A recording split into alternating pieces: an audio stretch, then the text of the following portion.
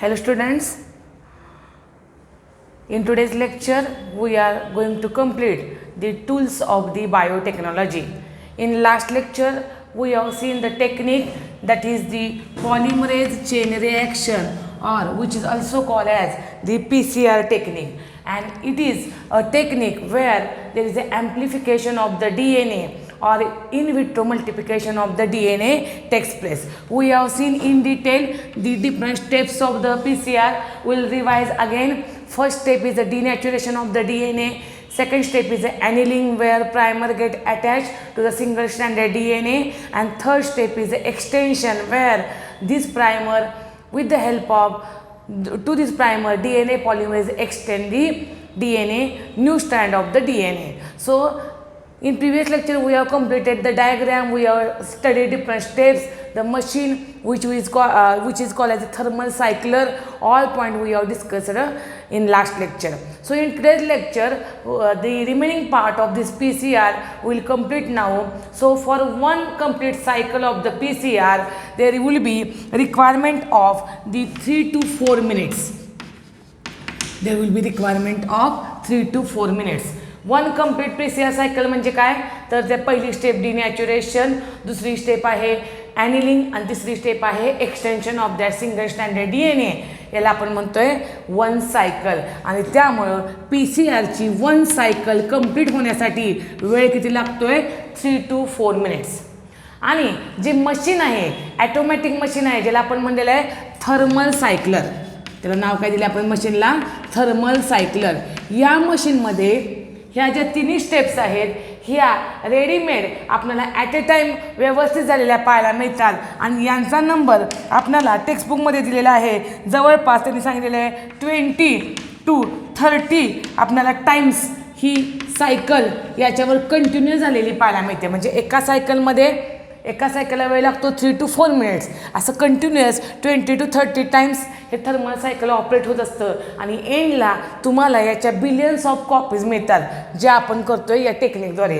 काय आलं, ह्या थर्मल सायकलरमध्ये एकदा तुम्ही तो DNA ॲड केला की 20 to 30 टाइम्स त्याच्या तुम्हाला नंबर ऑफ कॉपीज DNAच्या झालेल्या पाहायला मिळतील, ज्या प्रिसाईज असतील, ॲक्युरेट असतील. तिथं कुठलीही तुम्हाला इनकरेक्शन पाहायला मिळणार नाही, सगळ्या करेक्ट कॉपीज असलेल्या पाहायला मिळतील. तर इथं पहा आपण लास्ट पॉईंट डिस्कस करतोय PCRचा. आणि इथं एंडला आपल्याला असं सांगावं लागेल की सगळ्या कॉपीज तयार झाल्या, ॲम्प्लिफिकेशन DNAचं कंप्लीट झालं, मल्टिप्लिकेशन DNAचं कंप्लीट झालं PCR टेक्निकनं, की एंडला काय केलं तर त्या DNAचं प्युरिफिकेशन करावं लागतं. कारण तो DNA प्युअर नसतो, त्यामुळे त्या DNAचं प्युरिफिकेशन एका टेक्निकनं केलं जातं. आणि त्या टेक्निकचं नाव आहे जेल इलेक्ट्रोफोरेसिस. त्या टेक्निकचं नाव काय आहे, gel electrophoresis. So by this technique the amplified DNA gate purified. तो प्युरिफाय केला जातो. एकदा ॲम्प्लिफाईड DNA, मग ते बिलियन कॉपी असतील, मिलियन कॉपी असतील, त्या लगेच ह्या इलेक्ट्रोफोरेसिस टेक्निकमध्ये घातल्या जातात. त्या DNAचं प्युरिफिकेशन केलं जातं. आणि एंडिंगला आपल्याला काय पाहायला मिळतं, प्युरिफाय करून जो DNA मिळालेला आहे त्या DNAचं काय केलं जातं, सिक्वेन्सिंग केलं जातं. What is mean bye sequencing? Sequencing म्हणजे तो DNA जो आहे त्याचा सिक्वेन्स व्यवस्थित आहे का हे चेक केलं जातं. आणि एकदा त्याचा सिक्वेन्स करेक्ट केला की मग हा DNA कुठं ॲड केला जातो, इनसाइड दी क्लोनिंग व्हेक्टर. आता क्लोनिंग व्हेक्टर म्हणजे काय, तर क्लोनिंग ज्या ऑर्गॅनिझममध्ये आपण क्लोनिंग करणार आहे त्या DNAचं, त्या ऑर्गॅनिझममध्ये तो DNA घालण्यासाठी एक व्हेक्टर काम करतो, ज्याला आपण लास्ट लेक्चर सांगितलं प्लाझ्मिड किंवा बॅक्टेरियोफेज. त्याला माहिती क्लोनिंग व्हेक्टर काय आहे ते पुढे आपण पाहणार आहोत. तर प्लाझ्मिड किंवा बॅक्टेरियोफेजमध्ये हा DNA सिक्वेन्सिंग, त्याचा सिक्वेन्स नीट करून ॲड केला जातो. आणि मग क्लोनिंग व्हेक्टरमध्ये घातल्यानंतर तो क्लोनिंग व्हेक्टर कुठे प्लास केला, तो क्लोनिंग ऑर्गॅनिझममध्ये. क्लोनिंग ऑर्गॅनिझम म्हणजे काय, ज्या ऑर्गॅनिझममध्ये आपल्याला परत ह्याच्या मल्टिपल कॉपीज बनवायच्या आहेत, ज्या सिंगल DNAच्या. कारण घालताना काय करणार बघा, आपण एक DNA एका क्लोनिंग व्हेक्टरमध्ये, एक क्लोनिंग व्हेक्टर एका ऑर्गॅनिझममध्ये. म्हणजे इथं समजा E. coli आहे, तर या E. coliमध्ये या क्लोनिंग व्हेक्टरद्वारे आपण हा DNA ॲड करणार आहे. ज्याच्या बॉडीमध्ये आपल्याला क्लोनिंग करायचं आहे त्याला माहिती क्लोनिंग ऑर्गॅनिझम. क्लोनिंग व्हेक्टर म्हणजे काय, एका ठिकाणाहून दुसऱ्या ठिकाणी कॅरी करणारा DNAचा पार्ट म्हणजेच क्लोनिंग व्हेक्टर. इन डिटेल मी लगेच तुम्हाला cloning vector, cloning organism explain करणार आहे. तर इथं आपल्या लक्षात आलं असेल कशा प्रकारे PCR टेक्निक पाहायला मिळतं.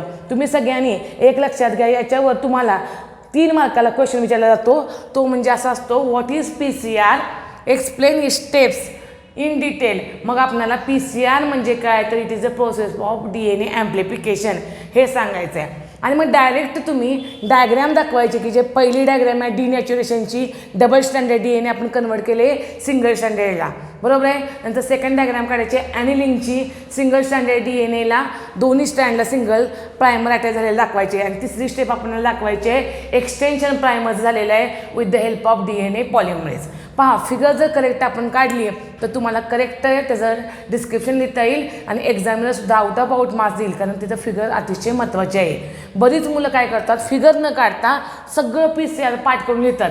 त्याला अजिबात अर्थ नाही, कारण बोर्डला डिस्ट्रीब्युशन ठरलेलं आहे. डायग्रॅमला 1 मार्क असणार आहे, डेफिनेशनला 1 मार्क असणार आहे, त्याच्या डिस्क्रिप्शनला 1 मार्क्स असणार आहे. तर तुम्ही या पद्धतीनं हे PCR व्यवस्थित स्टडी करा. हे एक्झाम पॉईंट ऑफ व्ह्यू खूप महत्त्वाचं आहे. ठीक आहे. आता यानंतर आपण कुठला पार्ट बघणार आहोत याच्यामधला, तर नेक्स्ट पॉईंट आपल्याला पाहायचा आहे तो आहे टूल्स ऑफ दी बायोटेक्नॉलॉजी किंवा tools of the RDNA technology. आता आपण स्टार्टिंग केलेल्या टेक्निक्स बघतोय, सुरुवात केलेली आपण जेनेटिक इंजिनिअरिंग RDNA टेक्नॉलॉजीला. मग ह्या RDNA टेक्नॉलॉजीसाठी काय काय टूल्स लागतात, हत्यारं काय काय लागतात, ती आता आपण 1 बाय 1 डिस्कस करणार आहोत. त्यामुळं आपल्याला लक्षात आलं असेल की exam point of view PCR महत्त्वाचं आहे आणि एक्झाम पॉईंट ऑफ व्ह्यू जे आता मी एक्सप्लेन करणार आहे तुम्हाला टूल्स, ते सुद्धा तितकंच महत्त्वाचं आहे. आता या एक्झाम जेनेटिक इंजिनिअरिंगसाठी जे टूल्स लागणार आहेत ते प्रामुख्यानं आपल्याला 3 टाईपचे टूल्स पाहायला मिळतात. So next point is the biological tools. आता तुम्ही म्हणाल हे बायोलॉजिकल टूल्स कशासाठी, तर लक्षात घ्या, आपण कालच्याच लेक्चरला जे टायटल बघितलं होतं ते कुठलं बघितलं होतं टायटल, आठवून बघा. त्याच्यामध्ये आपण सांगितलं होतं की techniques of the gene cloning, आणि त्याच्या अंडर आपण PCR बघितलं होतं. त्याच्या अंडर आता आपण बायोलॉजिकल टूल्स बघतोय. 3 महत्त्वाचे टूल्स लागतात. पहा, अंडरलाईन करून घ्या टेक्स्टबुकमध्ये. हा 1 सेंटेन्सला पण क्वेश्चन तुम्हाला विचारला जाईल, कोणकोणते टूल्स लागतात, तर इट रिक्वायर एन्झाईम्स. तिथं कशाची गरज असते, एन्झाईमची. त्यानंतर काय लागणार आहे, it require cloning vector. Cloning vector म्हणजे काय हे आपण आता 1 बाय 1 टूल डिस्कस करणार आहोत. ठीक आहे. आणि तिसरा पॉईंट लागणार आहे क्लोनिंग ऑर्गॅनिझम. काय लागणार आहे, क्लोनिंग ऑर्गॅनिझम. पहा सर्वांनी, is very very important biological tools. असा क्वेश्चन विचारला, mention the biological tools for the genetic engineering, तर तुम्हाला सांगता आलं पाहिजे एन्झाईम्स, क्लोनिंग व्हेक्टर्स आणि cloning organisms. Okay. So will see first the names of different enzyme and in detail the specific enzyme which is required for biotechnology will discuss now. ठीक आहे. मग आता मी तुम्हाला पहिल्यांदा कोणता पॉईंट एक्सप्लेन करते, एन्झाईम्स. आता ब्रॉडली पहा कोणती एन्झाईम्स लागणार आहेत त्या टेक्निकला, ती आपण आधी एक्सप्लेन करूया आणि मग आपण बघणार आहोत स्पेसिफिक त्यातले एकच एन्झाईम. ठीक आहे. आता एन्झाईममध्ये आपल्याला महत्त्वाचं लक्षात ठेवायचं आहे ते म्हणजे लायसोझाईम एन्झाईम, त्यानंतर न्यूक्लिएज, एक्झोन्यूक्लिएज, एंडोन्यूक्लिएज. त्यानंतर काय बघायचं आहे बघा आपल्याला, restriction endonuclease,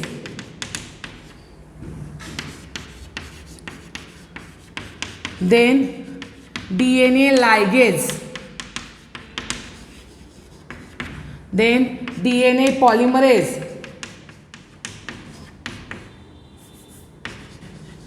then alkaline phosphatase,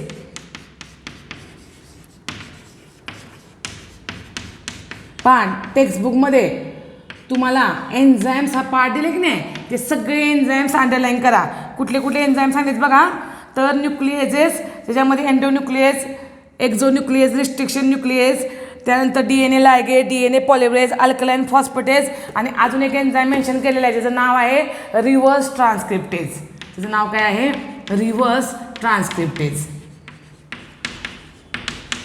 आता एक इथं सांगायला लागेल तुम्हाला, हे जे आपण एक्सप्लेन केलेलं आहे न्यूक्लिएज एन्झाईम, ह्या न्यूक्लिएजचे तुम्ही समजून घ्या, हे 3 टाईप आहेत, एक्झोन्यूक्लिएज, एंडोन्यूक्लियस आणि एंडोन्यूक्लियसचा टाईप आहे रिस्ट्रिक्शन एंडोन्यूक्लियस. पण सांगताना आपण असं सांगितलं तरी चालेल की एन्झाईम्स, लायसोझाईम एक कम्प्लिटली वेगळा एन्झाईम आहे, न्यूक्लियस नावाचा एन्झाईम आहे, त्याचे प्रकार पडतात एक्झोन्यूक्लियस, एंडोन्यूक्लियस. एंडोन्यूक्लियसच्या भोवती आपण पाहिजे असं ब्रॅकेटमध्ये लिहिलं तर चालेल. एंडोन्यूक्लियसचा टाईप आहे हा restriction endonuclease. DNA लायगेस, DNA polymerase, alkaline phosphatase आणि रिव्हर्स ट्रान्सक्रिप्टेस. हे सुद्धा तुम्हाला 2 मार्क्सला एक्झामला विचारलं जाईल. पहा कसा क्वेश्चन विचारला जाईल. what is the किंवा what are mention the different types of enzymes required for the genetic engineering. Different type of enzyme म्हणलं की हे सगळे एन्झाईम सांगायचे आहेत आणि इन डिटेल आपल्याला फक्त एकाच एन्झाईमचा स्टडी करायचा आहे, तो म्हणजे रिस्ट्रिक्शन एंडोन्यूक्लियस एन्झाईम. का ते मी तुम्हाला इथं पुढे सांगणार आहे. तर लक्षात आलं का पहा सगळ्यांच्या. आता लेक्चर ऐकत असतानाच तुम्ही अंडरलाईन व्यवस्थित करा, त्यामुळे तुम्हाला क्वेश्चनचा ॲन्सर काय लिहायचं आहे नेमक्या एक्झाममध्ये हे कळेल. कारण सेपरेट नोट्स आपण प्रोव्हाइड करणार नाही. ॲज इट इज टेक्स्टबुकमधलं तुम्ही व्यवस्थित लिहू शकता एक्झामला. एन्झाईमची नावं मी सगळी सांगितलेली आहेत. जर क्वेश्चन विचारलंच रोल ऑफ डिफरंट एन्झाईम्स म्हणलं की किंवा मेन्शन द नेम्स, हे फक्त नेम्स आहेत, ह्याचं फक्त एकाचं एक्सप्लेनेशन बघणार रिस्ट्रिक्शन एंडोन्यूक्लियसचं. तर मेन्शन क्वेश्चन आला की आपल्याला हे एन्झाईम सांगायचे आहेत. ठीक आहे. आता पहा इन डिटेल आपण एकच एन्झाईम स्टडी करूया आणि ज्याचं नाव आहे रिस्ट्रिक्शन एंडोन्यूक्लियस एन्झाईम. हा पॉईंट आपल्या लक्षात आला. आता टूल्स एन्झाईमच्या अंडरच आपण जे एन्झाईम बघणार आहोत ज्याचं नाव आहे रिस्ट्रिक्शन एंडोन्यूक्लियस एन्झाईम. पण तुम्हाला टेक्स्टबुकमध्ये नेमकं ह्या रिस्ट्रिक्शन एंडोन्यूक्लियस एन्झाईममध्ये काय मेन्शन करायचं आहे हे कळलं पाहिजे आणि त्यासाठी आपण काही महत्त्वाचे पॉईंट्स नोट डाऊन करणार आहे मी इथं. त्याच्याकडे केअरफुली लक्ष द्या, मग आपल्याला लक्षात येईल की रिस्ट्रिक्शन एंडोन्यूक्लियस एन्झाईम म्हणजे काय. ॲक्च्युली तुम्हाला ह्याच्यामध्ये नेम काय केलेलं आहे बघा, रिस्ट्रिक्शन एन्झाईम. त्यामुळे तसं तुमचं कन्फ्युजन होऊ नये म्हणून आपण या पद्धतीने आधी पहिल्यांदा डिस्कस करूया. रिस्ट्रिक्शन एन्झाईम असा पॉईंट दिलेला आहे. ठीक आहे. यामध्ये आपल्याला काय विचारलेलं आहे की न्यूक्लियस एन्झाईम म्हणजे काय. 1 सेंटेन्सला डेफिनेशन विचारली. What is nucleus. What is nucleus. Restriction एन्झाईमच्या अंडर बघतोय आपण. न्यूक्लियस म्हणजे काय, the enzyme which cut which cut phosphodiester bond of 2 polynucleotide chain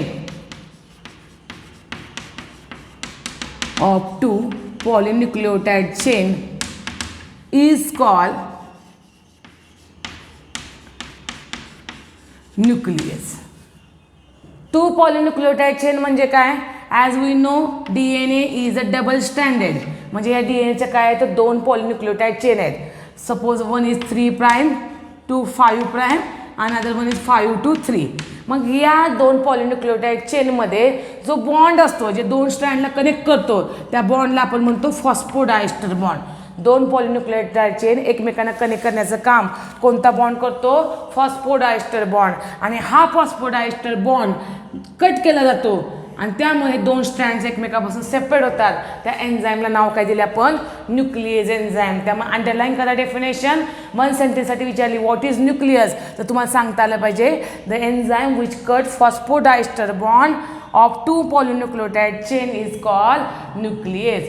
सोपं खूप आहे पहा. मी सांगत असताना कशाला अंडरलाईन करायची ते आधी समजून घ्या, कारण तुम्हाला चॅप्टर किती कळलं याच्यापेक्षा तुम्हाला एक्झाममध्ये कुठलं पॉईंट लिहायचं आहे हे खूप महत्त्वाचं आहे. जर आपण एक्झाममध्ये चुकीच्या पद्धतीने एक्सप्लेन केलं किंवा लिहिलं तर तिथे तुम्हाला 0 मार्क्स पडेल. त्यामुळे प्रेझेंटेशन आपल्याला पेपरमध्ये खूप महत्त्वाचं आहे. त्यामुळे ऐकत असताना मी जे जे पॉईंट सांगते पॉसिबिलिटी आहे तर ते तुम्हाला विचारलं जातं. त्यामुळे न्यूक्लियसच्या डेफिनेशनला अंडरलाईन करा जी आपल्याला एक्झामला विचारली जाऊ शकते. ठीक आहे. आता परत काय सांगले बघा तुम्हाला, या न्यूक्लियसचे 2 टाईप सांगले आहेत, एक्झोन्यूक्लियस आणि एंडोन्यूक्लियस. एक्झोन्यूक्लियस आणि एंडोन्यूक्लियस. तुम्हाला असाही क्वेश्चन विचारला जाईल बरं का, what is nucleus, explain it's type. म्हणलं की काय एक्सप्लेन करायचं ते आता मी पुढे सांगते. न्यूक्लियसचे डेफिनेशन तर बोर्डवर आहे, तुम्ही अंडरलाईन केलेले आहे. आता आपल्याला न्यूक्लियसचे जे 2 टाईप आहेत की नाही, एक्झो आणि एंडो, त्यातला फरक सांगायचा आहे. आता बघा, सपोज हे एक DNAचं स्टँड आहे, एक सिंगल आपण म्हणूया, एक सिंगल हे DNAचं स्टँड आहे. ओके. DNAच्या स्टँडमध्ये काय सांगते बघा मी, DNAच्या स्टँडमध्ये एंडचा पार्ट कट करण्याचं काम हे एक्झोन्यूक्लियस करतात. It cut the polynucleotide chain of DNA at one end. इकडचा एंड कट करू शकतो किंवा या साईडचा एंड कट केला तर त्याला म्हणायचं एक्झोन्यूक्लियस. आणि what is mean bye endonuclease? हे DNA स्ट्रँड आहे, तर in between the DNA strand मधला पीस तो कट करतो. त्यामुळे एक्झोन्यूक्लियसला फक्त एकच कट घ्यावा लागतो because it cut the end part of the DNA. पण एंडोन्यूक्लियसला 2 कट घ्यावे लागतात. कारण का? तर तो मधला कुठला तर DNAचा पार्ट काय करत असतोय? कट करत असतोय. आणि आपण सांगतोय की एक वेल डिफाईन किंवा व्हेरी इम्पॉर्टंट एक्झाम्पल ह्या एंडोन्यूक्लियसचं आहे, त्याचं नाव आहे रिस्ट्रिक्शन एंडोन्यूक्लियस किंवा त्याला इन शॉर्टमध्ये रिस्ट्रिक्शन एन्झाईम म्हणतात. मग बघा, तुम्हाला बोर्डवर मी न्यूक्लियसची डेफिनेशन दिलेली आहे आणि न्यूक्लियसचे 2 टाईप सांगलेले आहेत. आणि फरक काय आहे तर टेक्स्टबुकमध्ये तुम्हाला पुढं दिलेला आहे बघा, तो तसाच अंडरलाईन करा. Exonucleus cut the DNA at one end while endonucleus cut the DNA in between किंवा मधला पार्ट आपल्याला म्हणलेला आहे DNAचा कट करतो त्याला आपण म्हणतोय एंडोन्यूक्लियस. आणि रिस्ट्रिक्शन एंडोन्यूक्लियस हे कुणाचं एक्झाम्पल आहे तर एंडोन्यूक्लियस या क्लासचं एक्झाम्पल आहे. इथे पण आपल्याला व्यवस्थित समजलं असेल. याला तुम्हाला परत मी सांगितले की यातला सुद्धा तुम्हाला 2 मार्काला क्वेश्चन विचारला जाईल. एक न्यूक्लियस म्हणजे काय आणि त्याचे 2 टाईप्स जे 1 सेंटेन्समध्ये आपल्याला एक्सप्लेन करायचे आहेत. कळालं आपल्याला? हां, दुसरा महत्त्वाचा क्वेश्चन तुम्हाला विचारला जाऊ शकतो. This is about the nucleus and its enzyme. आता एक मेन जो एन्झाईम आहे रिस्ट्रिक्शन एंडोन्यूक्लियस त्याच्यावर आपण फोकस करणार आहे. जेनेटिक इंजिनिअरिंगमध्ये रिस्ट्रिक्शन एंडोन्यूक्लियस एन्झाईम खूप महत्त्वाचा आहे. याचं कारण हे आहे की रिस्ट्रिक्शन एंडोन्यूक्लियस एन्झाईमला बायोलॉजिकल सीझर किंवा स्काल्पेल असं संबोधलं जातं. याचं कारणसुद्धा हेच आहे की रिस्ट्रिक्शन एंडोन्यूक्लियस एन्झाईम हा एकमेव एन्झाईम आहे जो DNAला कट करतो. त्यामुळे DNA स्ट्रँडला कट करणारा एन्झाईम म्हणलं की आपल्या डोळ्यासमोर कोणतं एन्झाईम आलं पाहिजे? Restriction endonucleus. आता जर मी उलट क्वेश्चन तुम्हाला विचारला रिस्ट्रिक्शन एंडोन्यूक्लियस इज व्हॉट, तर restriction endonucleus is a type of the endonuclease.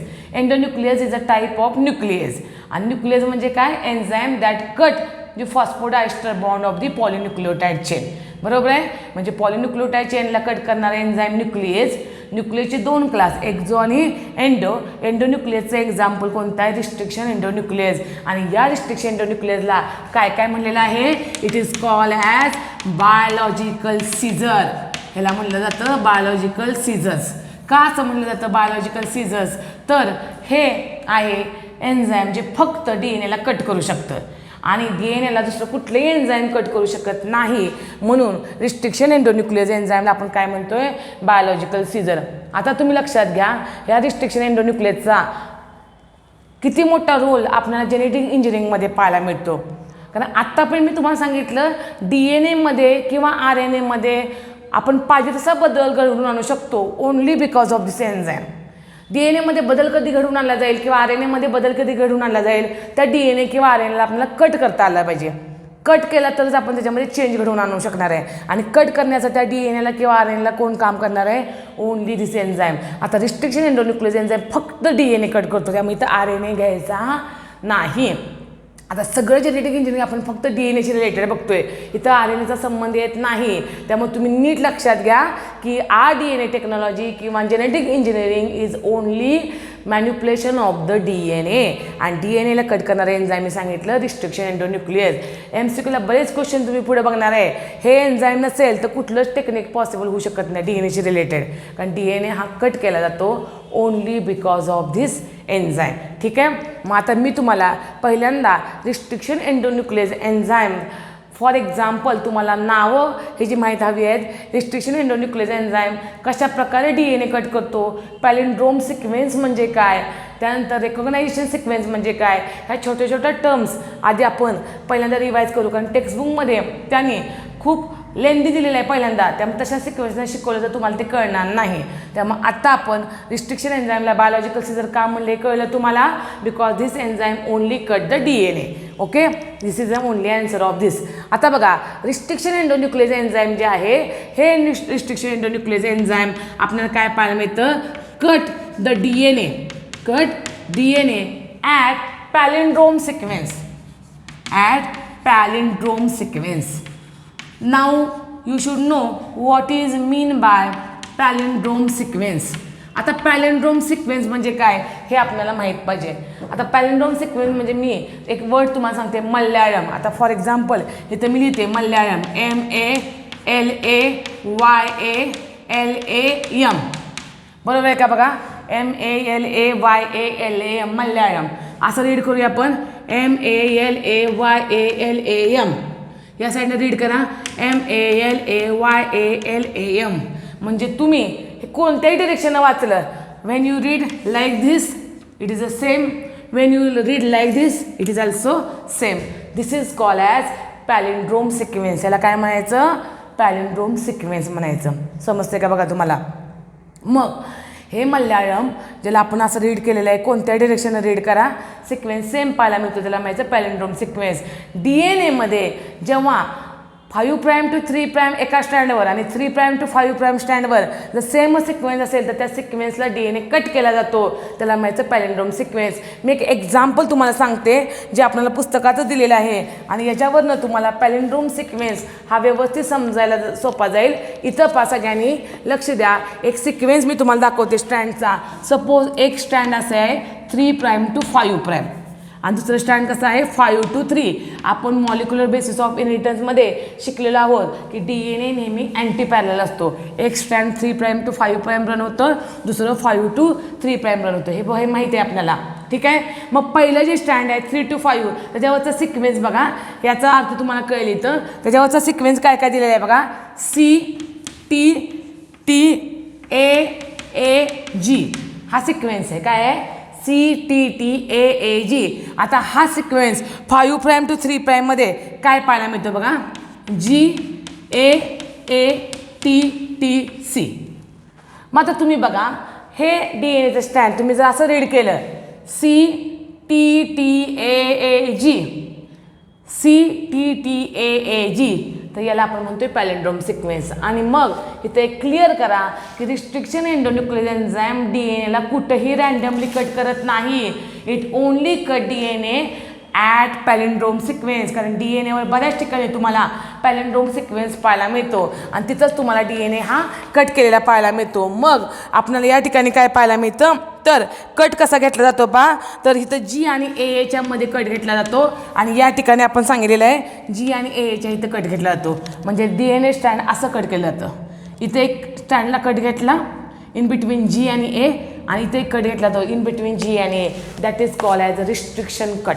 त्याला काय म्हणायचं, रिस्ट्रिक्शन कट. म्हणजे इथं तुमच्या लक्षात आलं असेल कशा प्रकारे हा पॅलिंड्रोम सिक्वेन्स आपल्याला रिस्ट्रिक्शन एन्झाईमच्याद्वारे कट केलेला पाहायला मिळतो. कळालं का बघा सगळ्यांना. मग मी तुम्हाला आता पुढचं एक्सप्लेन करण्याच्या आधी हे पॉईंट परत एकदा रिवाइज करते. Restriction endonuclear enzyme cut the DNA only at palindrome sequence. Question विचारला जातो तुम्हाला, what is palindrome sequence, the sequence which read same in both forward and the backward direction. Both forward and backward direction जो sequence same पाहायला मिळतो त्याला आपण म्हणणार आहे palindrome sequence. Well known example हे कळण्यासाठी मी मल्याळम लिहिलं आहे, पण इथं बघा CTTAAG forward backward same sequence आहे. कसा कट घेतला जातो रिस्ट्रिक्शन एन्झाईमनं, तर पहिल्या स्टँडमध्ये A आणि Gच्या मध्ये आणि दुसऱ्या स्टँडमध्ये G आणि Aच्या मध्ये. याला आपण कसला सिक्वेन्स म्हणतोय, we call it as a restriction sequence. Okay, किंवा रेकग्नायझेशन सिक्वेन्स. रेकग्नायझेशन सिक्वेन्स किंवा रिस्ट्रिक्शन सिक्वेन्स काय आहे ते तुम्हाला मी इथं सांगितलेलं आहे. तर या पद्धतीनं आपण restriction endonuclear enzyme in detail शिकणार आहोत. तुम्हाला मला एक जाता जाता एक महत्त्वाचा पॉईंट हा सांगायचा आहे पहा, हा बायोटेक्नॉलॉजी टॉपिक स्टेट बोर्डला खूप लेंदी आणि वास्ट आहे. पण ज्या मुलांना नीट एक्झाम द्यायची आहे, आतापर्यंतच्या सगळ्या व्हिडिओमध्ये आपण काय केलं तुम्हाला माहीत आहे, स्टेट बोर्ड आणि NCERT असं प्रत्येकाचं आपण घेतलेलं आहे. याचेसुद्धा NCERTचे लेक्चर्स असणार आहेत, पण ते तुम्हाला इथं न देता डायरेक्ट तुम्हाला त्याचे व्हिडिओ मिळतील की ज्याच्यामध्ये तुम्हाला NCERTमधलं लाईन टू लाईन व्यवस्थित एक्सप्लेन केलेलं पाहायला मिळेल. तर ज्यांना नीट करायचं आहे त्यांनी जास्तीत जास्त फोकस NCERTच्या पुस्तकावर द्या. ज्यांना थेरीमध्ये, आता थेरी तर सगळ्यांना कंपल्सरीच आहे सगळ्याच मुलांना, पण ज्यांना नीट करायचं आहे त्यांनी थोडंसं त्या थेरीकडे दुर्लक्ष केलं तरी चालेल. जेवढे क्वेश्चन महत्त्वाचे मी सांगते त्यावेळी तेवढेच फक्त अंडरलाईन करून करा. पण हाच टॉपिक NCERTमध्ये खूप सोप्या पद्धतीनं आपल्याला एक्सप्लेन केलेला आहे. आजच्या लेक्चरला छोटासा कंटेंट मी घेतलेला आहे, फक्त जो फार काही आपण एक्सप्लेन नाही केलं की रिस्ट्रिक्शन एंडोन्यूक्लियस सांगितलं मी तुम्हाला, आणि दुसरा पॉईंट कोणता सांगितला, PCR मधल्या स्टेप्स. नेक्स्ट लेक्चरला मात्र आपण इन डिटेल हे रिस्ट्रिक्शन एन्झाईम व्यवस्थित शिकणार आहोत. ठीक आहे.